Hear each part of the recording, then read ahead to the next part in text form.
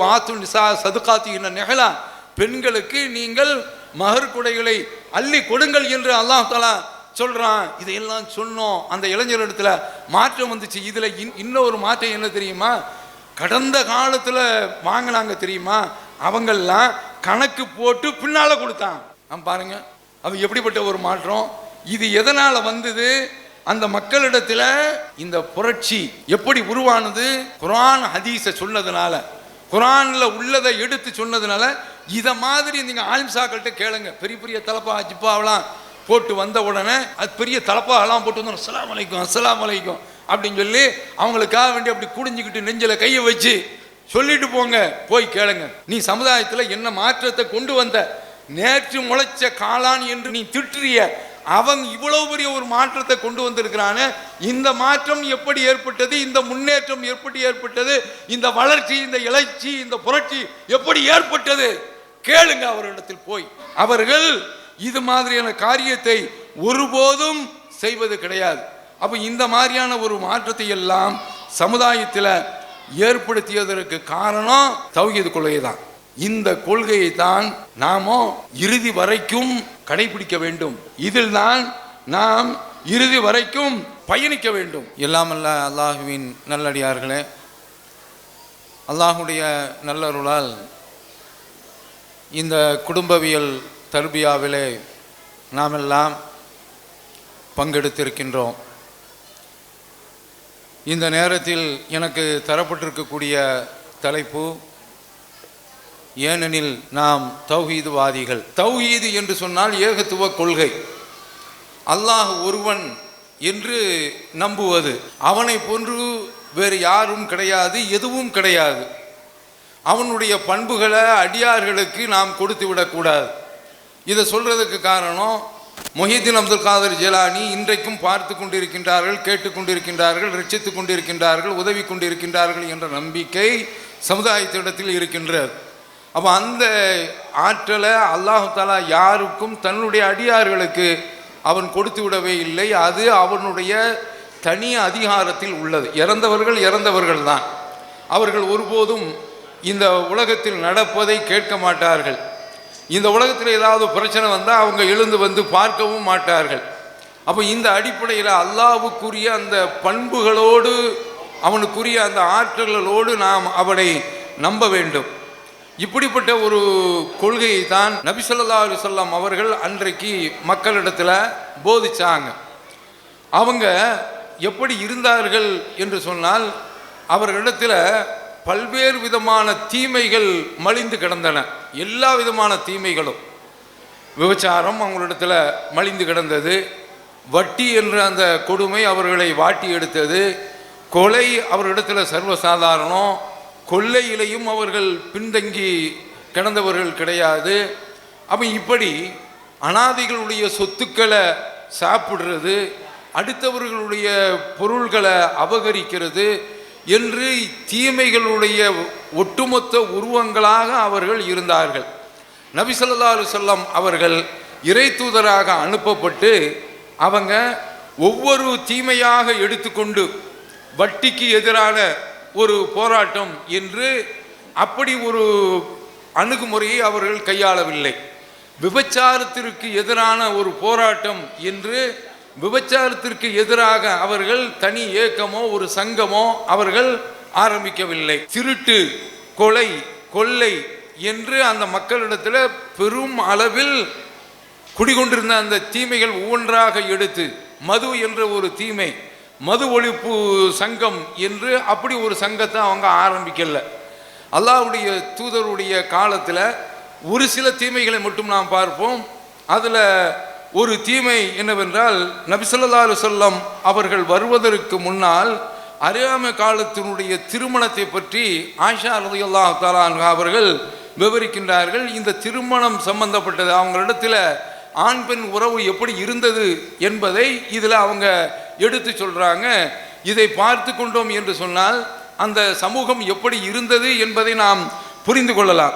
அவங்களிடத்தில் திருமணம் என்பது, அதாவது இன்றைக்கு நடக்கின்றதே இதை மாதிரியோ திருமணம், ஒரு பெண்ணை ஒரு ஆண் ஒரு தொகையை கொடுத்து மகரை கொடுத்து திருமணம் முடிக்கிறது, இப்படிப்பட்ட ஒரு சட்டப்பூர்வமான திருமணம் அவரிடத்தில் இருந்தது. இன்னொரு வகை திருமணம் என்னவென்றால், அவங்களுடைய வழக்கத்தில் உள்ளது புருஷக்காரனே. இவன் நல்ல ரோஷக்காரன் போல் தெரியுது, உண்மையிலே மானங்கட்டவன். அவன் தன்னுடைய மனைவியை பார்த்து, நீ இன்ன விஐபிட்ட போயிட்டு வா என்று அனுப்பி வச்சிருவான். அப்படி அனுப்பி வைத்து விட்டு அவன்கிட்ட போய் சுகத்தை அனுபவிச்சுட்டு வருவாள். கருவும் விட்டு விடுவாள். கொஞ்ச காலம் கழித்து குழந்தை பெறுவாள். அது வரைக்கும் இவன் யாரு? புருஷக்காரன், மானமுள்ள ரோஷக்காரன். இவன் அந்த பெண்ணிடத்தில் எந்த விதமான தாம்பத்தியத்திலும் ஈடுபட மாட்டான் குழந்தை பெறுகின்ற வரை. குழந்தை பெற்றுவிட்டால் அவரிடத்தில் இவன் இல்லறத்தில் ஈடுபடுவான். இது ரெண்டாவது ஒரு வகை. மூன்றாவது ஒரு வகை என்னவென்றால், ஒரு பெண்ணிடத்தில் பலர் வருவாங்க, அவளும் ஈடுபடுவாள். இதெல்லாம் முடிந்த பிறகு கருவுற்ற உடனே இந்த பெண்ணிடத்தில் வரக்கூடிய ஒரு இடத்துல ஒரு 10 பேரோ 5 பேரோ வந்திருந்தால், கடைசியில் கருவுற்ற உடனே அத்தனை பேரையும் கூப்பிடுவாங்க. கூப்பிட்டு அந்த பிள்ளையை வச்சுக்கிட்டு அந்த முகத்தையெல்லாம் முகச்சாயெல்லாம் பார்ப்பான். நீ தான் அந்த பிள்ளைக்கு அப்பன், அவன் தொலைஞ்சான், அந்த பிள்ளையை அவன்கிட்ட கொடுத்துட்டு நவுண்டுருவாங்க. இது மூணாவது வகை. நாலாவது வகை என்னவென்றால், விபச்சாரத்திற்கு என்று உரிய பெண்கள். அந்த பெண்களுடைய வீடுகளில் கொடிகளெல்லாம் பறக்கும், கொடி கட்டப்பட்டிருக்கும், வருவாங்க. அங்கேயும் குழந்தை பெற்று விட்டால் அங்கேயும் என்னென்னா யாரையாவது கூப்பிட்டு அந்த குழந்தையை ஒப்படைச்சிருவாங்க. இப்படி ஒரு 4 வகை திருமணம் அவரிடத்தில் இருந்தது. ஒரு திருமணம் மட்டும்தான் இன்றைக்கு உள்ள மாதிரி சட்டப்பூர்வமான திருமணம். அப்போ இப்படி இருந்த அந்த சமூகத்திடத்தில் நபி ஸல்லல்லாஹு அலைஹி வஸல்லம் அவர்கள் விபச்சாரத்தை ஒழிப்போம் என்ற ஒரு கோஷத்தை, குரலை எழுப்பி அதற்கென்று விபச்சார ஒழிப்பு சங்கம் என்று அமைச்சு நபி ஸல்லல்லாஹு அலைஹி வஸல்லம் அவர்கள் அந்த ஒரு தீமையை மட்டும் டார்கெட் பண்ணி இலக்கு வைத்து அதை ஒழிக்க அவர்கள் முற்படவில்லை. இவன் அதற்கடுத்து பார்த்தோம் என்று சொன்னால், அவங்களிடத்தில் பெண் குழந்தை பிறந்தது என்று சொன்னால் அந்த குழந்தைய அழிச்சாங்க. ஒய்தா புஷ்ர அஹதுஹும் பில் உன்சா லல்ல வஜூஹு முஸ்வத்தா. அவரிடத்தில் பெண் குழந்தை பிறந்திருக்கிறது என்று தகவல் சொல்லப்பட்டாலே அவனுடைய முகம் சூம்பி சுருங்கி போய்விடும். எதவாரா மின் சூயிமா புஷ்ரபிகி. அவனுக்கு சொல்லப்பட்ட அந்த தகவலை கேட்டு ஒளிந்து கொள்கின்றான். அவன் என்ன நினைக்கிறானா, அயும்சிக்குஹாலா ஹூனின், கேவலத்தோடு அந்த பிள்ளையை வைத்து வாழ வைப்பதா, எதுசுகு வித்துராப், அல்லது மண்ணில் போட்டு புதைக்கிறதா என்று அவன் சிந்திக்கின்றான் என்று அல்லாஹ் தஆலா அந்த அறிவியாமை காலத்தினுடைய அந்த மடமை வழக்கத்தை கொடுமையை சொல்லி காட்டுறான். இப்படிப்பட்ட தீமைகள்லாம் அந்த மக்களிடத்தில் இருந்துச்சு. அவர் ரசூல் ஸல்லல்லாஹு அலைஹி வஸல்லம் அவர்கள் இந்த ஒரு ஆயுதத்தை எடுத்துக்கொண்டு, மோடி சொல்றாருல்ல, இது மாதிரி பேட்டி பச்சாவோ என்பலாம சொல்றார், அந்த மாதிரியான அடிப்படையில் ஒரு திட்டத்தை கையில் எடுத்து ரசூல் ஸல்லல்லாஹு அலைஹி வஸல்லம் அவர்கள் செயல்பட்டார்களா என்றால் கிடையாது. அவங்க எடுத்த ஆயுதம் என்ன தெரியுமா? இந்த தீமைகள் எல்லாம் ஒழிப்பதற்கு கையில் எடுத்த ஆயுதம் என்ன தெரியுமா? லா இலாஹ இல்லல்லாஹ், வணக்கத்திற்குரியவன் அல்லாஹுவை தவிர வேறு யாரும் கிடையாது என்று இந்த ஒரு கொள்கையை தான் வச்சாங்க 13 ஆண்டு காலம். அதனால இந்த தீமையெல்லாம் இவன் அனாதைகளுடைய சொத்துக்களை கொள்ளையடிச்சுக்கிட்டு இருந்தால் அதை கண்டிக்கல என்று எடுத்துக்கிடக்கூடாது. அதை கண்டிக்கவும் செய்தது குர்ஆன். அரைத்தல்லதி யுகذிபு பித்தீன் ஃபதாலிகல்லதி யதுல் யதீமோலா யஹுது அலா தஆமில் மிஸ்கின் என்று வருகின்றது. அதில் என்ன வருகின்றது? வலா யஹுது அலா தஆமில் மிஸ்கின், அதாவது குழந்தைகளுக்கு உணவளிப்பதற்கு அவன் தூண்ட மாட்டான் என்று அல்லாஹ் தஆலா நரகவாதிகளுடைய பண்பை சொல்லும் போது இதை குறிப்பிடுறான். இதுவெல்லாம் உங்களுக்கு தெரியும். அப்போ இந்த தீமையெல்லாம் அன்றைக்கு கண்டிக்கப்பட்டது, குர்ஆன் கண்டித்தது, ரசூலுல்லாஹ் கண்டிச்சாங்க. ஆனால் அவர்கள் முழு மூச்சாக, முழு வீச்சாக, முழு பேச்சாக எடுத்துக்கொண்டது எது என்று சொன்னால் லா இலாஹ இல்லல்லாஹ் என்ற இந்த ஏகத்துவ கொள்கையை தான் அவர்கள் கையில் எடுத்தார்கள். ஒரு மருத்துவர், அவர் ஒரு வாலிபருக்கு நோய் ஏற்படுகின்றது, காய்ச்சல் ஏற்படுகின்றது. அவர் மருந்து கொடுத்து பார்த்துக்கிட்டே இருக்கிறாங்க, டெம்பரேச்சர் இறங்கவே இல்லை. அப்போ ஏன் நாட்கள் ஆகுது, நாட்கள் நகருது, குடும்பத்தார்கள்லாம் பதறாங்க. வாலிப பையன், இந்த பையனுக்கு ஏன் நோய் இன்னும் குணமாகவில்லை? எவ்வளவோ மருந்து ஆன்டிபயோட்டிக்லாம் கொடுத்துட்டோம், ஏன் இவனுக்கு காய்ச்சல் இறங்கவில்லை என்று பார்த்து கடைசியில் அவர் கொஞ்சம் சமயோசிதமாக யோசித்து, இந்த வாலிப பையங்கிற ஒரு கண்ணோட்டம் அவங்கள்ட்ட இருந்துச்சு இல்லை, அதில் உள்ளதுதான் அவங்களுடைய ஒரு பார்வை, இவருக்கு சுகர் எல்லாம் இருக்காது என்று நினைத்து கொண்டார்கள். இரத்தத்தை எடுத்து அவருடைய நீரிழிவு, அதாவது சுகர் அளவு எவ்வளவு இருக்கிறது என்று பார்த்தால் அது உச்சத்தில் இருக்கின்றது. அப்போ உடனே சுகருக்கு மருந்து கொடுக்குறாங்க. கொடுத்த உடனே ஆள் சரியாயிடுறாங்க. அப்போ அது சொல்லுவாங்கள்ல, நோய் என்னன்னு தெரிந்து நோய் நாடி நோய் முதல் நாடி என்று ஒரு குரல் ஒன்று சொல்வார்கள். அதற்கு ஏற்ப இந்த மாதிரியான ஒரு வைத்தியத்தை அந்த மருத்துவர் செய்கின்றார்.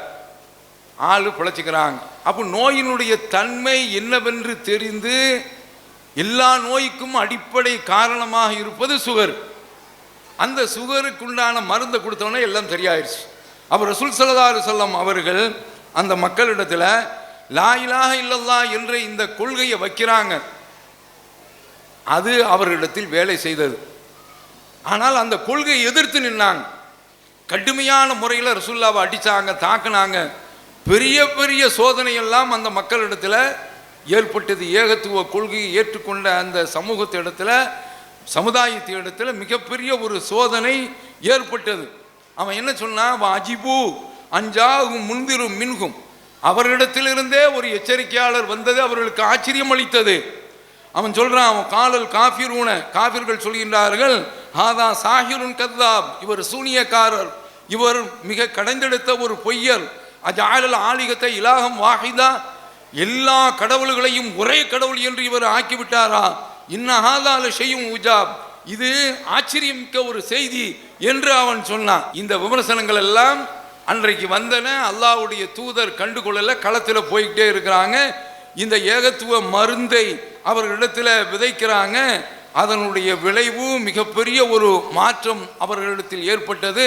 இதைத்தான் அல்லாஹ் தஆலா குர்ஆனில் சொல்றான், அலம் தர கைஃப லரபல்லாஹு மஸலன் கலிமத்தன் தய்யிபா. இந்த மக்களுக்கு அல்லாஹ் தஆலா உதாரணத்தை காட்டுகிறான். நல்ல கொள்கைக்குள்ள உதாரணம் கஷஜரத்தின் தய்யிபா, நல்ல மரத்தை போன்றது.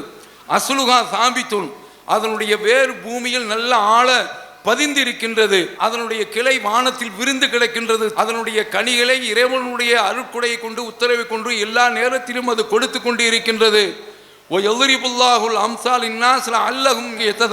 மக்கள் சிந்திப்பதற்காக வேண்டி இப்படிப்பட்ட உதாரணங்களை மக்களுக்கு அல்லாஹ் தஆலா உதாரணமாக காட்டுகின்றான் என்று அல்லாஹ் குர்ஆனில் சொல்கின்றான். இந்த மருந்து கொடுத்தார்கள் ரசூல் ஸல்லல்லாஹு அலைஹி வஸல்லம் அவர்கள். மக்களிடத்தில் எல்லா நோயும் விலகி போய்விட்டது. இதை மாதிரி தான் கடந்த காலத்தில் தமிழகத்தில் தௌஹீது வருவதற்கு முன்னால் மிக அதிகமாக காணப்பட்ட ஒரு தீமை எது தெரியுமா? வரதட்சணை என்ற தீமை. இந்த தீமை மிகப்பெரிய அளவில் சமுதாயத்திடத்தில் மண்டி கிடந்தது. அப்போ இந்த ஒரு தீமையை இன்றைக்கு தௌஹீத் ஜமாத்து ஒழித்திருக்கிறது என்று சொன்னால் ஒட்டுமொத்த தமிழகத்திலும் கிடையாது. தௌஹீத் ஜமாத்து என்ற அந்த வட்டத்துக்குள்ள ஆயிரக்கணக்கான இளைஞர்கள் இன்றைக்கு மஹர் கொடுத்து முடிக்கின்றார்கள். இது எப்படி ஏற்பட்டது? ஏற்கனவே வரதட்சணை ஒழிப்பு சங்கங்கள் எல்லாம் இருந்தன, பட்டிமன்றங்கள் எல்லாம் நடத்தினார்கள். யார் பட்டிமன்றத்தில் கலந்து கொண்டாங்களோ, வரதட்சணை எதிர்த்து பேசினாங்களோ, அவங்களும் ஒரு கட்டத்தில் வரதட்சணை வாங்கி திருமணம் முடித்தாங்க. அந்த மாதிரியான ஒரு நிலையை தான் சந்தித்தோம். ஆனால் தௌஹீது ஜமாத்து வந்தது அந்த மக்களுக்கு மத்தியில் ஏகத்துவத்தை எடுத்து சொன்னது. இன்றைக்கு ஆயிரக்கணக்கான இளைஞர்கள் பெண்களுக்கு மஹரை கொடுத்து திருமணம் முடிக்கின்றார்கள். இந்த ஒரு காரியம் எப்படி ஏற்பட்டது? சாதாரணமான காரியம் இல்லை. சமுதாயத்தில் களத்தில் நிற்பவர்களுக்கு தான் தெரியும். அந்த அளவிற்கு உள்ள மிகப்பெரிய கடுமையான ஒரு நோய்.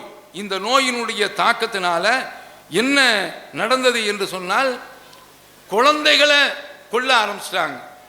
பெண் குழந்தைகளை எப்படி கொல்ல ஆரம்பிச்சாங்க? கருவில் இருக்கும்போதே கண்டுபிடிச்சி. அதனால தான் இன்றைக்கு சட்டம் 1994 சட்டம் கொண்டு வந்தான். கருவில் இருக்கக்கூடிய குழந்தையை கண்டுபிடிப்பது குற்றம். மருத்துவரும் அந்த வேலையை செய்யக்கூடாது. யாரு நோயாளியாக செல்கின்றார்களோ அவர்களும் அந்த காரியத்தை செய்யக்கூடாது. நண்பர் ஒருவர் அவருடைய மகள் கொஞ்ச காலம் சவுதிக்கு போயிட்டு வந்தாங்க. போயிட்டு வந்த உடனே அவர் என்கிட்ட சொல்றாரு, என் மகளுக்கு ஆண் குழந்தை பிறக்க போகின்றது. எப்படி நீங்க எப்படி சொல்றீங்க? சவுதி அரேபியா அங்க ஒரு 2 மாசத்திலேயோ 3 மாசத்திலேயோ என்ன குழந்தை என்று சொல்லிவிடுவாங்க. நம்ம நாட்டில் கடைசி வரைக்கும் சொல்றது குற்றம். ஏன்னா இவன் கருவிலேயே சமாதியாக ஆக்கிடுவான். அதுக்குண்டான திராவகத்தை கொடுத்து அதுக்குண்டான திரவத்தை கொடுத்து அந்த குழந்தைய கருவிலேயே கழுவி ஊற்றி விடுவான். அப்படிப்பட்ட கொடுமை நடக்கிறதுனால இப்படிப்பட்ட அந்த தகவல் அறிகிறது தடுக்கப்பட்டிருக்கின்றது, செய்வதும் தடுக்கப்பட்டிருக்கின்றது. சவுதி அரேபியாவில் இன்றைக்கு செய்கிறான்னா இதில் அவன் யார் அன்றைக்கு குழந்தைய கொன்று கொண்டு இருந்தான். அப்படிப்பட்டவனிடத்தில் இப்படிப்பட்ட ஒரு மாற்றம் எதனால் வந்தது? குர்ஆன் ஏற்படுத்திய ஒரு புரட்சி. அப்படியே தலைகீழாக குர்ஆன் அந்த சமுதாயத்தை தூக்கி மாற்றியது. இப்போ இதே மாதிரியான ஒரு மாற்றத்தை இன்றைக்கு தௌஹீதில் உள்ள மக்கள் இந்த கொள்கையில் எந்த ஆலிம்சாவும் இந்த சாதனையை நிகழ்த்த முடியல. அல்லாஹ் தஆலா சொல்றாங்க, இந்த ஏகத்துவம் என்ற இந்த வித்து அவருடைய உள்ளத்துல போனது, அதனுடைய சத்து அது மரமாக முளைந்து அது கனிகளை கொடுக்கின்றது. இப்படி அவரிடத்துல நிறைய நல்ல காரியங்கள் எல்லாம் ஏற்பட்டு இருக்கின்றன. இன்னைக்கு தௌஹீத் ஜமாத்தில் உள்ள இளைஞர்கள் எல்லாம் ரத்தம் கொடுப்பதற்கு தன்னார்வ அடிப்படையில் முன் வர்றாங்க. தமிழகத்திலேயே தௌஹீத் ஜமாத் முதலிடத்தில் இருக்கின்றது. எப்படி வந்துச்சு? ஏன் இந்த சிந்தனை ஏற்பட்டுச்சு? அந்த ஏகத்துவம் என்ற அந்த கொள்கையை கொடுக்கக்கூடிய கனிகள், அதனுடைய பலன்கள், அதனுடைய பழங்கள், அப்படிப்பட்ட ஒரு பண்பு இந்த தௌஹீத் என்ற இந்த கொள்கையின் மூலமாக ஏற்பட்டது. அப்போ இதனால சமுதாயத்தில் யாருக்கு லாபம் என்று சொன்னால் பெண்களுக்கு தான் லாபம், உங்களுக்கு தான் லாபம். சமுதாயத்தில் உள்ள பெண்கள் இன்றைக்கு, அதாவது பெண்களை கரை ஏற்றுவது என்பது இருக்கின்றது. இன்றைக்கு பவுன் 1 லட்சம் ரூபா, நினைச்சு பாருங்க. இன்றைக்கு ஒரு இளைஞன் அதெல்லாம் பேசாம நீங்க போட்டாலும் சரி போடாவிட்டாலும் சரி என்று சொல்ல வருகின்றான் என்று சொன்னால் எவ்வளவு ஆட்சி இன்றைக்கு பொருளாதாரம் அதையெல்லாம் இழக்கின்றான் என்று சொன்னால் அவனுக்கு உள்ள அந்த பயம் நாளைக்கு மறுமையில் அல்லாஹ் பிடிச்சிருவான். அறியாமை காலத்தில் ஸெய்த் இப்னு அம்ர் இப்னு நுஃபைல் என்ற ஒரு பெரியார் இருந்தாங்க. இது புகாரில வரக்கூடிய செய்தி. அவர் அரபகத்தில் பெண் குழந்தைகளை கொல்வாங்கல்ல, அவங்களிடத்துல போய், எப்பா நீ உன்னுடைய பிள்ளைய கொல்லாத என்று அவர் சொல்வார். அவர் எப்படிப்பட்டவர் என்றால், காபாவில் தன்னுடைய முதுகை சாய்த்து கொண்டு குறைஷ்களை பார்த்து சொல்வார், யா மாஷிர குறைஷ், குறைஷ் கூட்டமே. குறைஷ் கூட்டம்னா யாரு? இவன் இப்ராஹிம் அலைஹிஸ்ஸலாம் அவருடைய நேரடி சந்ததி என்று ஜம்பம் பேசிக்கிட்டு இருந்தான், பெருமை பேசிக்கிட்டு இருந்தான், பாரம்பரியம் பேசிக்கிட்டு இருந்தான்.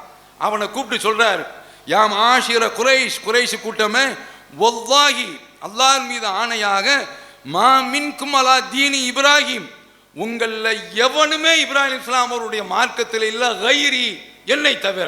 இன்றைக்கு அடித்து சொல்கின்றோம், ஆணித்தரமாக சொல்கின்றோம், தமிழகத்தில் இப்ராஹிம் அலைஹிஸ்ஸலாம் அவருடைய மார்க்கத்தில் இருக்கக்கூடிய ஒரே ஒரு ஜமாத்து தௌஹீத் ஜமாத்.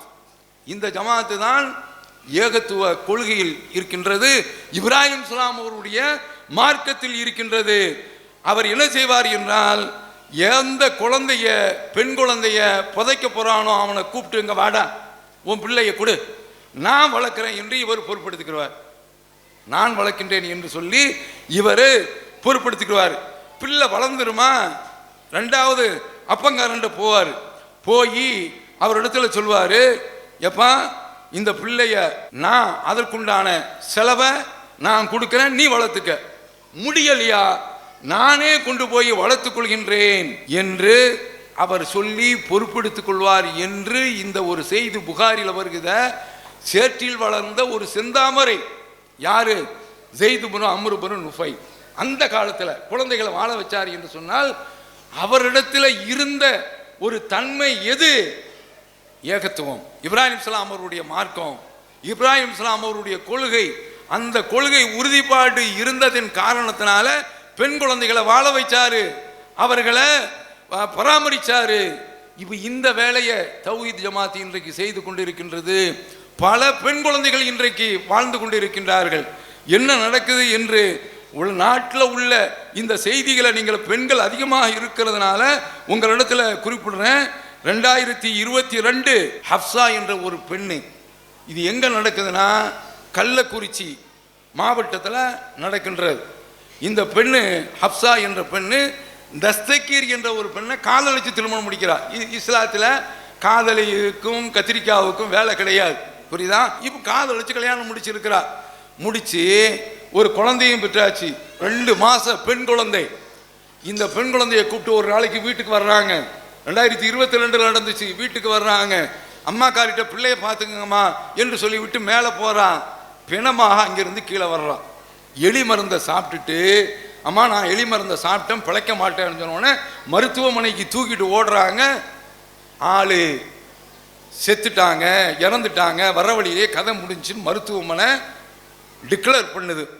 எதனால் இந்த சாவு? மாப்பிள்ளை வீட்டில் வரதட்சணை கேட்டு கொடுமை, நகையத்தா தொகையத்தா என்று இந்த இத்தனைக்கும் காதல் கல்யாணம். பெண்ணுடைய தாயார் விடமாட்டேங்கிறாங்க, மாமனார் விடமாடுறாங்க. கடைசியில் எழுதி வைத்து கொண்டு இவங்களை நீ பிடிச்சி ஜெயிலில் போடு, சிறையில் அடை, என்ன சித்திரவதை செய்தாங்க என்று சொல்லிவிட்டு 2 மாச கை குழந்தையை வைத்த அந்த தாய் அந்த பெண்ணுடைய சடலத்துக்கு முன்னால் உட்கார்ந்து அழுகின்றார்கள் என்றால் எவ்வளவு பெரிய கொடுமை தமிழகத்தில் நடந்து கொண்டிருக்கின்றது. கேட்க நாதி இல்லை. இதை எதிர்த்து குரல் கொடுக்க ஜமாத்துல் உலமா கிடையாது. அவர்கள் பேச மாட்டார்கள். தலப்பாகை ஜிப்பாகை என்று கல்யாண சபையில் போய் நின்று கொண்டு கொத்பா ஓதிவிட்டு கைமடக்கு வாங்கி கொண்டு காலத்தை தள்ளி கொண்டு இருக்கின்றார்களே தவிர, கதையை ஓட்டி கொண்டு இருக்கின்றார்களே தவிர, சமுதாயத்தினுடைய நாடி துடிப்பு என்ன, அவர்களுடைய பிரச்சனை என்ன, எப்படி இந்த வரதட்சணை என்ற ஒரு கொடுமை மக்களை பிடித்து ஆட்டி அலைக்கழிக்கின்றது, எப்படி வதைக்கின்றது. இஸ்லாமிய சமுதாயத்தில் உள்ள ஒரு பெண்ணே தற்கொலை செய்து சாகின்றாள் என்று சொன்னால் எவ்வளவு பெரிய ஒரு வேதனை. ஆனால் தௌஹீத் ஜமாத் அதற்குண்டான வைத்தியத்தை செய்து கொண்டிருக்கின்றது, அதற்குண்டான சிகிச்சையை கொடுத்து கொண்டிருக்கின்றது.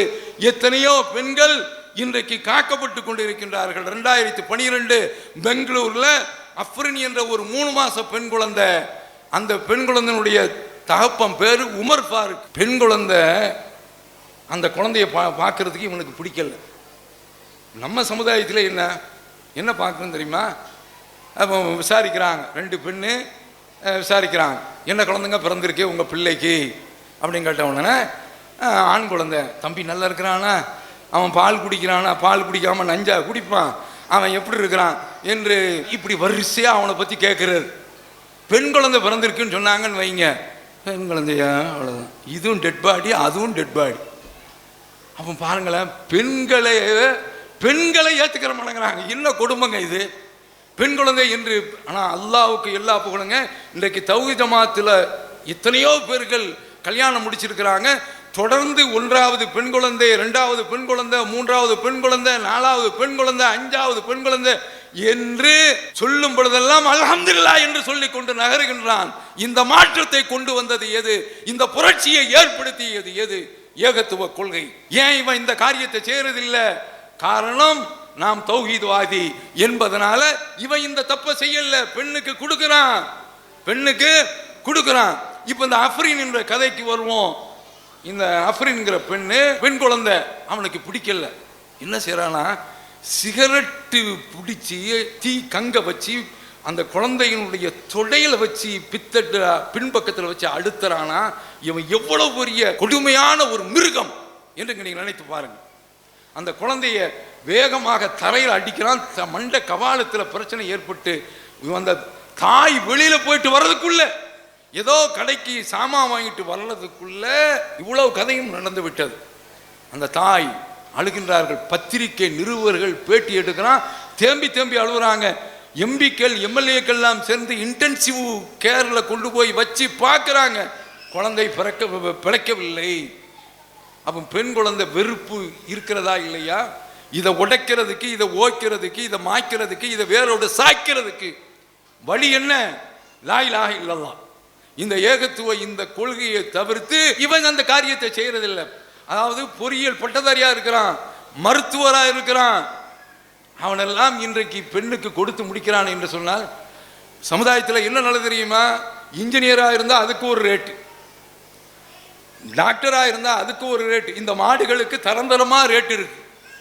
இந்த மாடுகளுக்கு தரந்தரமான ரேட் இருக்கு. அதுக்கு தக்க அவன் கேட்பான், காரை கொண்டா, அதை கொண்டா, இதை கொண்டா என்று எல்லாவற்றையும் கேட்டுக்கொண்டு இருப்பான். அவன்லாம் இன்றைக்கு அப்படி படித்த இளைஞன் எல்லாம், பட்டதாரி எல்லாம் பெண்களுடைய வீட்டில் எதுவும் வாங்காம திருமணம் முடிக்கிறான்னா இது சாதாரண புரட்சி இல்லைங்க.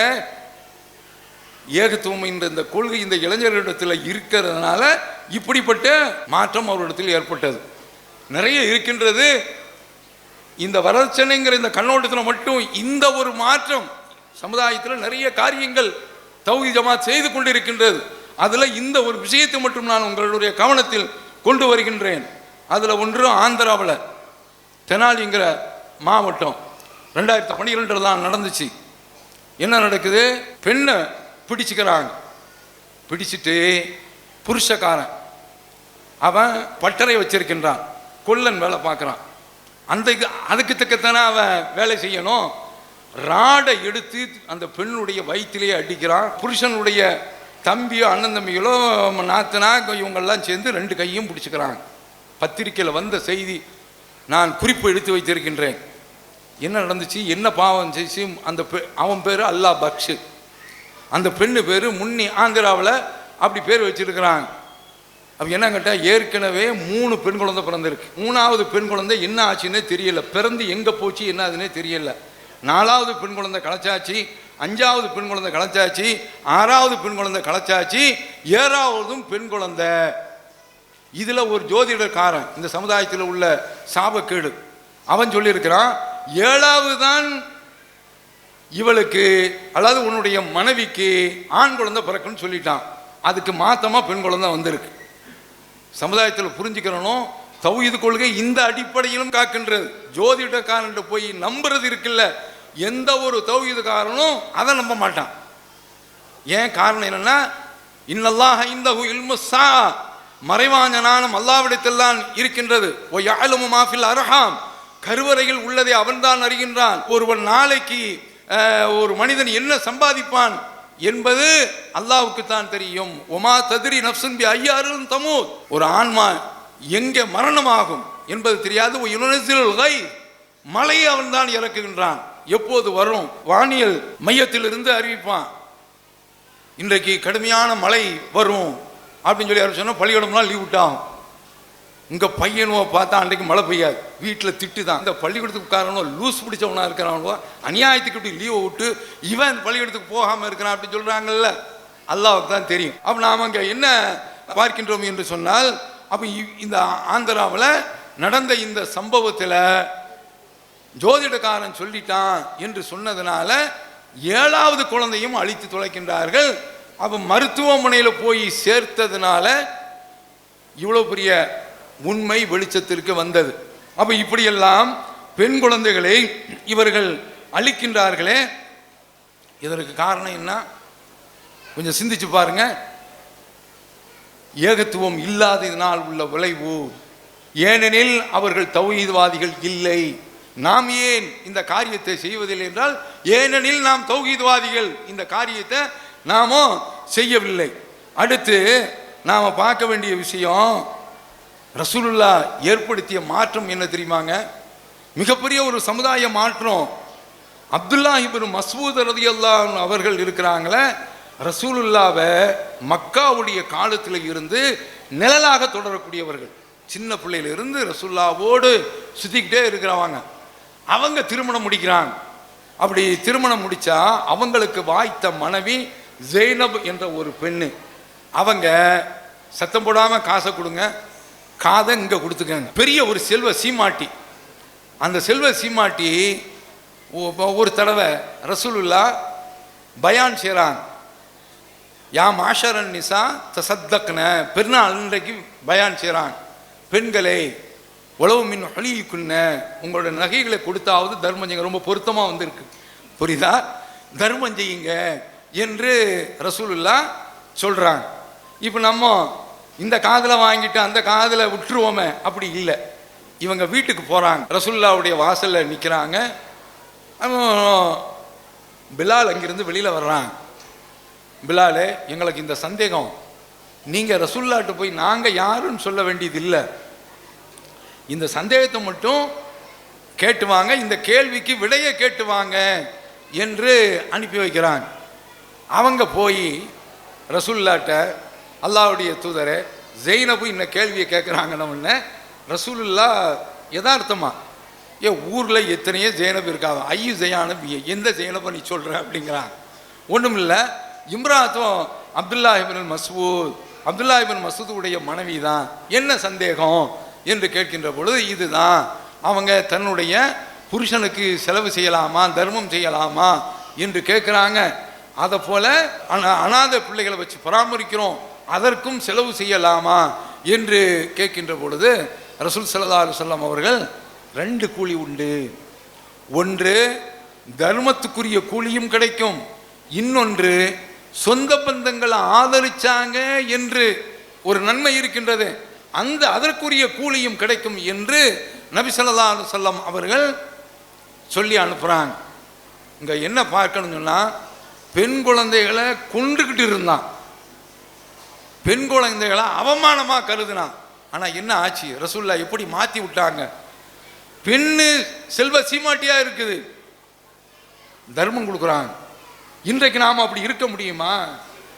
பெண்ணு வசதியாக இருந்து கணவன் ஏழையாக இருந்தால் முதல்ல போடக்கூடிய நிபந்தனை என்ன தெரியுமா, உனக்குள்ள ப்ராப்பர்ட்டி, உன்னுடைய சொத்தை, அது அசையா சொத்தாக இருக்கட்டும் அசையும் சொத்தாக இருக்கட்டும், முதல்ல எனக்கு எழுதி வைடி கேட்பானா இல்லையா, இல்லைன்னா உங்கள் அப்பன் வீட்டுக்கு ஓடுடி அப்படிம்பா. அப்படிதான் நடக்கும். ரசூலுல்லாஹ் என்ன மார்க்கத்தை கொண்டு வந்தாங்க, என்ன மாற்றத்தை கொண்டு வந்தாங்க, என்ன புரட்சியை கொண்டு வந்தாங்க, என்ன எழுச்சியை கொண்டு வந்தாங்க, என்ன மறுமலர்ச்சியை கொண்டு வந்தாங்க, அது இன்றைக்கு தௌஹீத் ஜமாத்தில் இருக்குதா இல்லையா? நீ சொத்தை பூரா எழுதி வை என்று கேட்குறானா? இல்லையே. இப்படிப்பட்ட ஒரு மாற்றம் வந்தது எதனால பாருங்க. அப்போ இந்த மக்களிடத்தில் திரும்ப திரும்ப திரும்ப திரும்ப எப்பா பெண்ணுக்கு கொடு, வாத்து நிசா சதுகாத்தி என்ன நெகலா, பெண்களுக்கு நீங்கள் மகர் கொடைகளை அள்ளி கொடுங்கள் என்று அல்லாஹ் தஆலா சொல்றான். இதையெல்லாம் சொன்னோம், அந்த இளைஞரிடத்துல மாற்றம் வந்துச்சு. இதுல இன்னொரு மாற்றம் என்ன தெரியுமா, கடந்த காலத்துல வாங்கினாங்க தெரியுமா, அவங்கெல்லாம் கணக்கு போட்டு பின்னால கொடுத்தான்.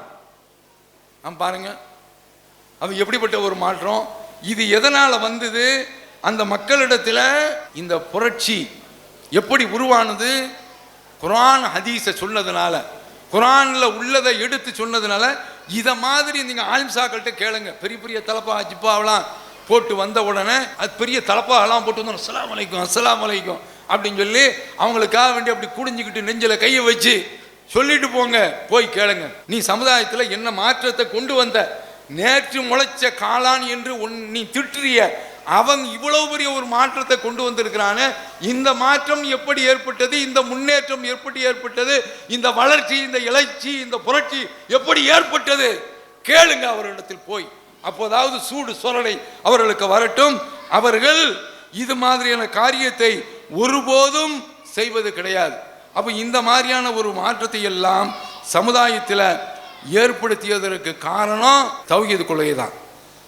இந்த கொள்கையை தான் நாமோ இறுதி வரைக்கும் கடைபிடிக்க வேண்டும். இதில் தான் நாம் இறுதி வரைக்கும் பயணிக்க வேண்டும். இதில் ஒன்று என்னவென்றால், இது மாதிரி இந்த வரதட்சணை கல்யாணம் இளைஞர்கள் எந்த அளவுக்கு என்றால் வீட்டில் கல்யாணம் நடக்குங்க, அவன் படிச்சுக்கிட்டு இருப்பான், அண்ணனுக்கு கல்யாணம், வரதட்சணை கல்யாணம். அதனால் தம்பிக்காரன் பள்ளிவாசலில் ஒரு காலத்தில் அபூ ஹுரைரா பட்டினியோடு பள்ளிவாசல் வந்து படுத்திருப்பாங்க தெரியுமா, அந்த மாதிரி வந்து படுத்தான், பட்டினி கிடந்தான். ஏன் வரதட்சணை கல்யாணத்தில் கலந்துக்கிடக்கூடாது, ஏன் வரதட்சணை கல்யாணத்தில் கலந்து கொள்ளக்கூடாது, ஏன் சொல்கிறேன் தெரியுமா, இது எங்கே கொண்டு போய் விடுது, இதனுடைய எதிர்விளைவு என்ன, குழந்தைய கொள்றான் பாருங்க. அப்போ அந்த அளவிற்கு செல்கின்றதா இல்லையா, பெண் குழந்தைகள் என்று சொன்னால் கொள்றான். அப்போ இந்த வரதட்சணை அந்த அளவிற்கு கொடுமையாக இருக்கின்றது. திருப்பூர் மாவட்டத்தில் உள்ள பகுதியில் நடந்த ஒரு நிகழ்வு தானே, ரித்தன்யா என்ற ஒரு பெண்ணு, ரித்தன்யா என்ற ஒரு பெண்ணு, அது எம்சிஏ படிச்சிருக்குங்க, அதில் மேஜர் சப்ஜெக்டு படித்திருக்கின்றது. பணக்கார தகப்பனுக்கு பிறந்த பிள்ளை, 300 பவுன் நகை கொடுத்துருக்குறாங்க. வால்வோ 70 லட்சம் பெருமான வால்வோ கார் கொடுத்துருக்கான், வாழ்வதற்கு 2 கோடி ரூபா பணமாக கொடுத்துருக்கிறான். இதற்கு அடுத்தும் அந்த பெண்ணை அவங்க சித்திரவதை செய்கிறாங்க. தாங்க முடியாமல் 3 தடவை வீட்டிற்கு வந்திருக்கு. இப்போ நம்ம வீட்டில் பெண்ணு வீட்டுக்கு வந்தால் நாம் என்ன செய்வோம்? புருஷன் உள்ள அப்படித்தமாக இருக்கும், கொஞ்சம் காலம் அப்படி இருக்கும், அதெல்லாம் சரியாக போயிருமா என்று சொல்லி தானே அனுப்புவோம். அப்படி அனுப்பியிருக்காங்க. கடைசியில் அப்பா மன்னிச்சுக்கிறங்கப்பா, அந்த பெண்ணு ஆடியோ பேசினது வலைதளத்தில் வைரலாச்சு, சாரிப்பா நான் என்னுடைய வாழ்க்கையை நான் முடித்துக் கொள்கின்றேன். தமிழகமே கண்ணீர் வெடிச்சிச்சு இல்லை? எதனால் நினச்சி பாருங்க. அப்போ இந்த வரதட்சணை கொடுமை அந்த அளவிற்கு ஆட்டி அலைக்கழிக்கின்றது. நொய்டா ஊபி மாநிலம், அதில் நிக்கி என்ற ஒரு பெண்ணு, அவள் பியூட்டி பார்லர் வச்சு நடத்துகிறா. அந்த பெண்ணுடைய கணவன் 36 லட்சம் ரூபா கேட்டு அந்த பெண்ணிடத்தில் தொந்தரவு கொடுக்குறான். அப்படி தொந்தரவு கொடுக்கும்போது அந்த பெண்ணால் கொடுக்க முடியல. கடைசியில் என்ன செய்கிறாங்கன்னா, அந்த வீட்டில் என்ன நடந்திருக்குதுன்னா, அக்காவும் தங்கச்சியும் ஒரே வீட்டில் வாழ்க்கப்பட்டிருக்கிறாங்க. அப்போ அந்த பெண்ணை அப்படியே ஃபயர் வச்சு கொளுத்துறான், தீ வச்சு கொளுத்துறான். மாடிப்படியில் இருந்து கீழே இறங்கி தீ பிளம்பாக அனல் புழுவாக துடித்து கொண்டு கீழே இறங்கி வருகின்றால். அக்காக்காரி அதை மொபைலில் படம் எடுக்கிறான். 6 வயது பையன் தன்னுடைய தாய் தீ பிளம்பில் அப்படியே எரிந்து சாவதை பார்க்கின்றான். எவ்வளோ பெரிய கொடுமைன்னு பாருங்க. எதனால்? இந்த வரதட்சங்கிற இந்த ஒரு கொடுமை. இதை ஓய்க்கிறதுக்கு வழி என்ன? நிறைய விஷயங்கள் இருக்கின்றன. ஒரு செய்தியை சொல்லிவிட்டு நான் நிறைவு செய்கின்றேன். மூசா அலைஹிஸ்ஸலாம் அவர்கள் அவங்க என்ன செய்கிறாங்க? இவன் கல்யாணத்தில் ஓதுவான். யாரு? அனம்மா ஆலிம்சா, அல்லாஹும்மா அல்லிஃப் பைனஹுமா கமா அல்லஃப்த பைன அப்படின்ட்டு. சில பகுதிகளில் தஞ்சை மாவட்டத்தில் இந்த அல்லிஃப் பைனஹுமா சொல்ல தெரியாது, அள்ளி குத்தின பைனமா அப்படிங்கிறது. புரியுதா? அள்ளி குத்தின பைனமா ஓதியாச்சா அப்படிங்கிறது அள்ளி போடுற துவா தான் அது. அதில் மூசா சஃபூராவை போன்று இவர்களை நீ சஃபூரா, மூசா அலைஹிஸ்ஸலாம் அவர்களுக்கு மனைவி இருந்தாங்க. சஃபூரா என்ற பேர் இவன் எங்கே போய் எடுத்தாங்கிறதே தெரியல. இவன் புதுசாக கண்டுபிடிப்பான்.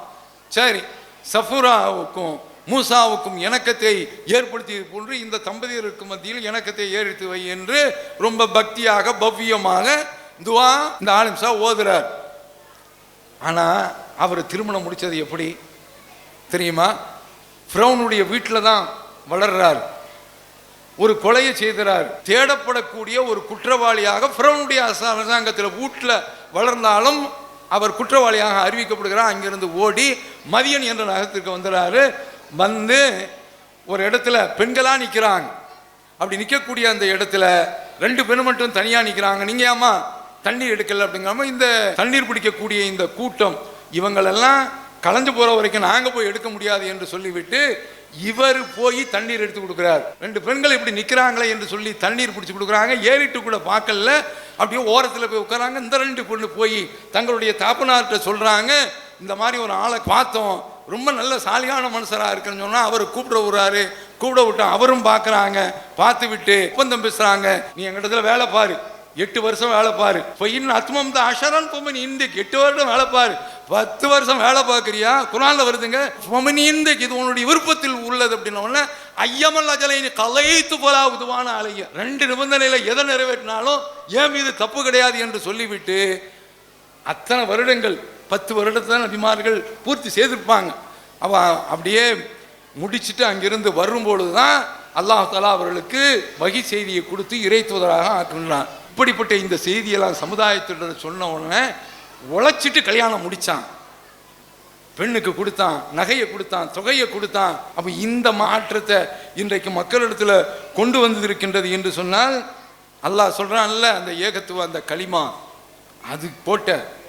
அப்போ இந்த அடிப்படையில் தாய்மார்கள் அனைவரும் பாய்மார்கள் அனைவரும் இந்த கொள்கையிலே இதுதான் ராஜபாட்டை, இதிலேயே இருந்து நாம் மரணிக்கணும். அதுதான் மிகப்பெரிய ஒரு பாக்கியம்.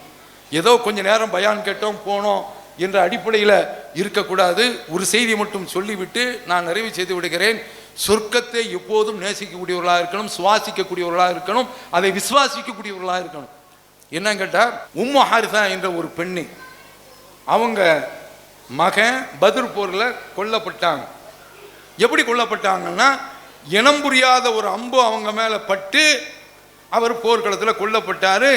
மக்களிடத்தில் ஒரு விதமான சந்தேகம் ஏற்படுது, இவருடைய இந்த மரணம் தற்கொலையாக இருக்குமோ என்பது போன்ற ஒரு தோற்றம் இருந்ததுனால அவங்க பயந்து ரசூலுல்லாஹ்ட்ட வந்து கேட்குறாங்க, அல்லாஹ்வுடைய தூதரே, ஐன இப்னி ஹாரிசா, என்னுடைய மகன் ஹாரிசா எங்கே இருக்கிறான்? அவன் சொர்க்கத்தில் இருக்கிறானா?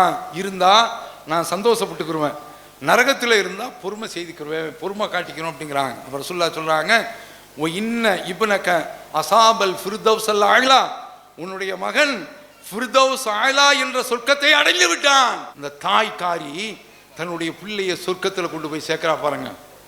என் பிள்ளை சொர்க்கத்தில் இருக்கணும்னு எதிர்பார்க்குறாங்க பாருங்க. இந்த மாதிரி நம்ம பிள்ளை சொர்க்கத்தில் இருக்கணும், நாம சொர்க்கத்தில் இருக்கணும், நம்முடைய புருஷன் சொர்க்கத்தில் இருக்கணும். அதற்கு ஒரே ஒரு வழி லா இலாஹ இல்லல்லாஹ் என்ற இந்த ஏகத்துவ கலிமா தான். இந்த கொள்கையினுடைய அடிப்படையிலேயே வாழ்வோமாக, அல்லாஹ்வுடைய அருளால் இதிலேயே நாம் மாள்வோமாக. அல்லாஹ் நமக்கு அருள் செய்வானாக. வாஹுரு தாவானா அனில் ஹம்துலில்லாஹி ரப்பில் ஆலமீன். வஸ்ஸலாமு அலைக்கும் வரஹ்மத்துல்லாஹி வபரகாத்துஹு.